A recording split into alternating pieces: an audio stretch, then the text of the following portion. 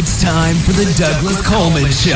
Mr. Smooth and Savvy is joined by guests from all walks of life, from the entertainment industry to authors to political and social commentators, the famous and not so famous, the controversial and the light and fluffy. We have it all. Now, here's Douglas Coleman.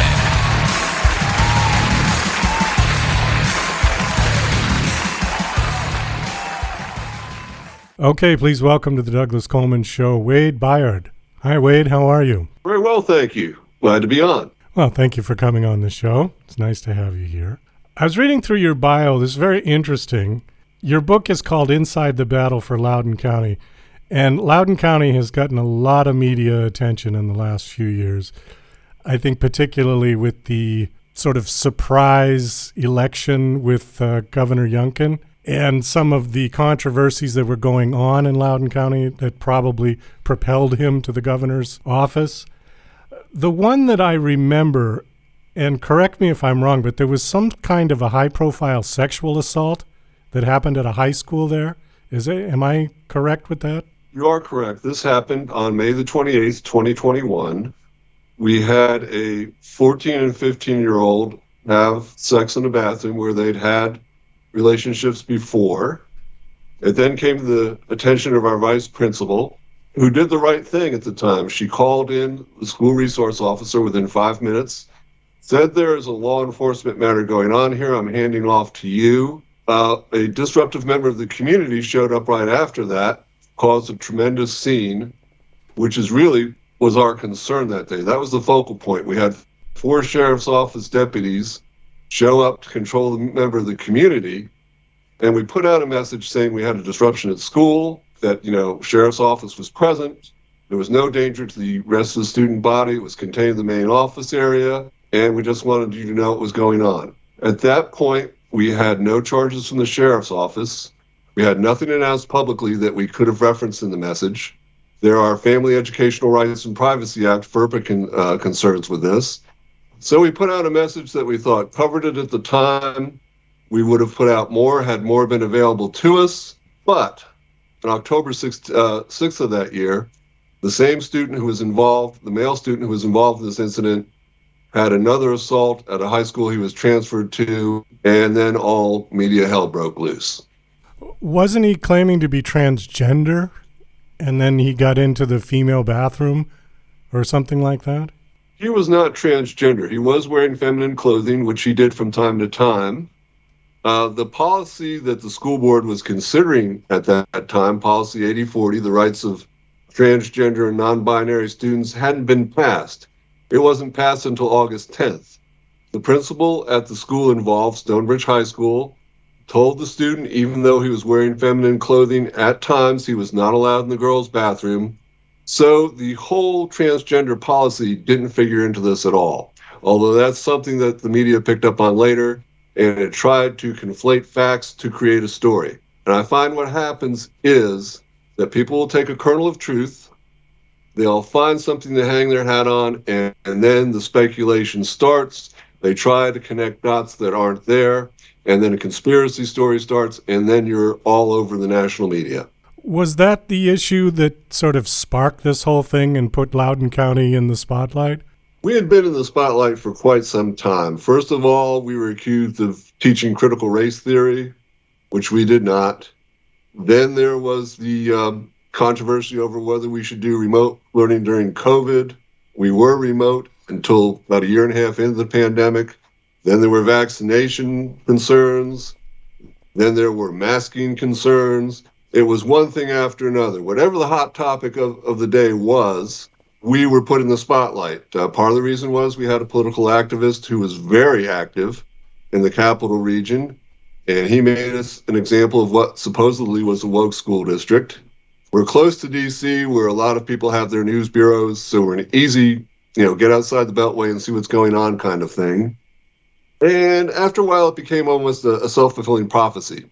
People would say, oh, well, Loudoun County's the hot spot. They're having a school board meeting tonight. Let's send out a crew and see what's going on. And the least you were going to get was angry parents screaming at the school board. We had a lot of political performance artists who came out to pay us a visit. You'd always get good footage of somebody screaming outrageous things at the school board. There was always a good teaser for the late news, and there you have it. Once the ball got rolling, we really couldn't get out of the spotlight. Was it this one particular person that was sort of stirring this whole thing up for the sake of media attention? He was an activist. He is a lobbyist. He was a Fox News contributor. He got a lot of airtime. We were on Fox News 84 times in a 2-month time span. Wow. I mean, every time somebody talked about something woke happening in school, Loudoun County Public Schools was trotted out. And, they'd always find disgruntled parent. And it's funny. We had school board speakers. Our public comment would go on for 2 and 3 hours. But we really only had 40 hardcore speakers out of a population of more than 400,000, with about 20 who were semi-regular speakers. So there wasn't a huge outcry about school board policies. There wasn't huge outcry about what was happening in the schools. Basically, about 87% of our parents, when we do surveys, have a positive image of the school division. So this wasn't a groundswell or a revolution, but that is how it was portrayed. Okay, just to be clear, Loudoun County is, where is that? I know Fairfax County. Just next to Fairfax County. We're about 30 miles from the nation's capital. We're also the home to Dulles Airport, which is extremely busy. A lot of people pass through Loudoun on the way to someplace else. We're also the internet capital of the world. We have more data warehouses per capita than any place in America. Okay. I knew I had heard of it because I've been through Dulles Airport many times. But for some reason, I thought it was in Fairfax County. Okay. I learned something new. It's right on the line. Right on the line. Okay. That's Herndon in that area? Yeah, we're just west of Herndon. Herndon's about the last outpost in Fairfax, and then you have Loudoun. Okay. It says that you served for more than 20 years as the public information officer for Loudoun County Public Schools. What does that job entail? Well, it entails interacting with the public for the questions they have. It entails interacting with the media. At the height of our popularity, if that's what you want to call it, we were getting 63 media calls per week from all over the world. We had the Times of London, we had Russia, Japan, Scandinavian countries all showing up to our school board meetings. We do Freedom of Information Act requests, and those spiraled out of control after a little while. When I came on in 2000, we did 4 or 5 Freedom of Information requests per year. By the time I left, we were doing more than 500 per year. Wow. And we had some very bizarre ones. We'd have a rumor start on a place like Fox News or at a school board meeting in Ohio. In this case, they said that a student identified as a cat, and the school board ordered 2 tons of kitty litter to accommodate their needs. So I had a Freedom of Information request that, did we have any cats, any feline Americans in our student body? And were we ordering tons of kitty litter, which we were not on both counts. But with things like that, it takes a lot of staff time to track these things down. There's a form you have to fill out to support services to see if we're getting cat litter, to student information services to see if we have any feline Americans in our ranks. And it just takes a lot of time and effort. I feel for people like Springfield, Ohio, what they're going through right now with the misinformation that's out there. They're getting bombarded. And it just ties up your bureaucracy just to a degree that's unimaginable when you have these kind of things happen to you. You said Fox News was one of the main medias that was contacting you. What were they looking for? Were they looking for another way to sort of bash the far left? Was that their agenda? It was their agenda, though I must say people like Martha McCallum were very fair. When we pointed out errors in reporting, they corrected them. The news division itself wasn't bad. Your Martha McCallums, we had Byard out to see us. It was the Tucker Carlsons of the world who really got people stirred up. When Tucker Carlson had a segment the night before because we'd get several hundred emails the next day. We'd get phone calls. You'd pick up the phone and somebody would just be swearing a blue streak at you, accusing you of abusing children, of doing, gender reassignment surgery on students, on pushing CRT. People get really excited. Once in a while, you could talk to somebody and talk them down, but it was really hard to take the torrent of abuse. The secretarial staff, people not directly involved with the issues at hand, they were bombarded with phone calls and just really vile streams of profanity and things you just couldn't imagine. It's hard being in that spotlight. Are you still doing that job, or have you retired from that? I retired on December 30th of last year. That was my original retirement date. I'd already announced it at the time I was indicted. I didn't want to go out on the courthouse lawn. I wanted to go out with my head held high as an employee in good standing. So last December, I retired. So why did you decide to write this book? I wanted there to be a record somewhere of what really happened. There's so much misinformation out there. Because of prosecutorial error, I was given unlimited access to the transcripts of the grand jury with the ability to release them to the public. I wanted to see what people said under oath. I wanted to show the public what was said under oath and what a really true account of what happened looked like. There's been so much misinformation out there, and I know I won't correct the record totally with some people. They're going to say it's biased. Depending on their media source, they're going to say this is not a true account. But I thought somewhere there needed to be a record of what happened. And I thought people needed to know that a school district did not cover up a rape for political gain, that it did not cover things up to further a school board agenda.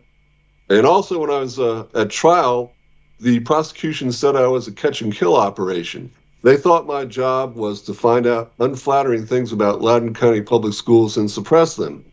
And that nothing could be further from the truth. We put out more than 10,000 messages a year detailing minor things that happened in classrooms that were out of the ordinary. We were very transparent.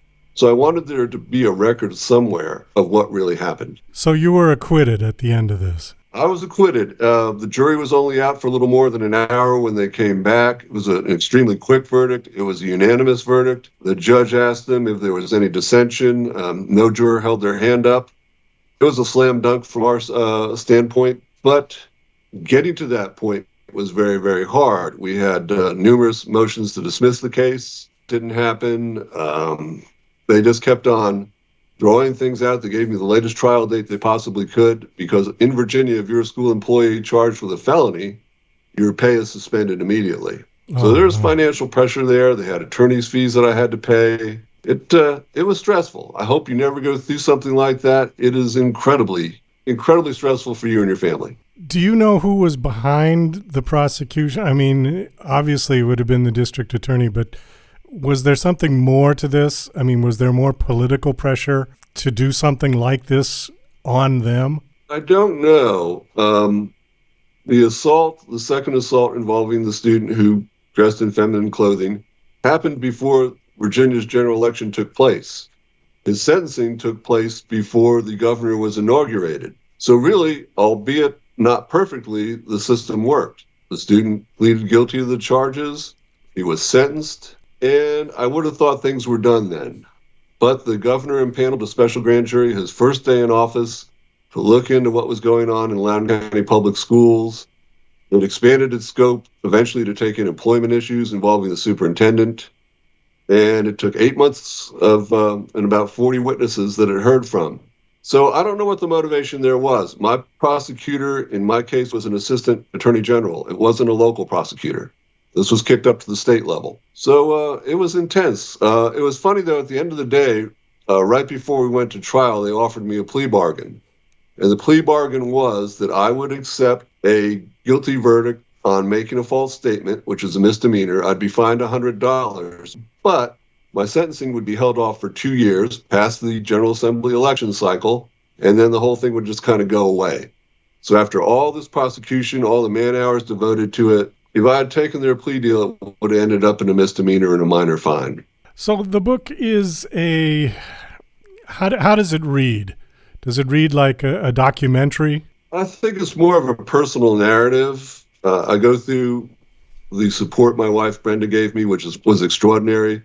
She put our life savings up for my defense. It takes a lot to ask your wife to put up your life savings for your defense.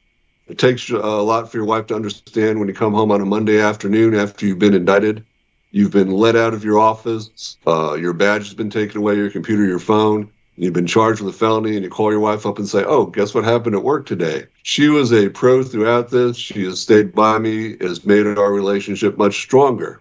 I really don't describe how I went through. In the book, I do go through personal narrative about going through therapy for the first time. People under stress don't want to ask for help, and they should.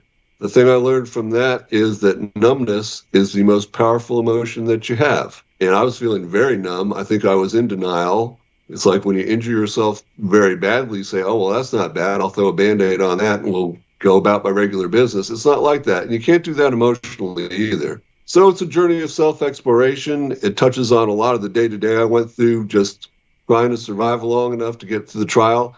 It goes through some of the legal machinations we went through. I had a brilliant attorney, Jennifer Leffler, who came to me strictly by lucky chance, and it was one of the luckiest days of my life when I met her, and she got me through it. She and my wife were really the rocks I built my life on in that time. But it's more of a personal narrative of this can happen to you, that forces beyond your control can single you out and decides you're going to be in the spotlight and you're going to face extreme stress.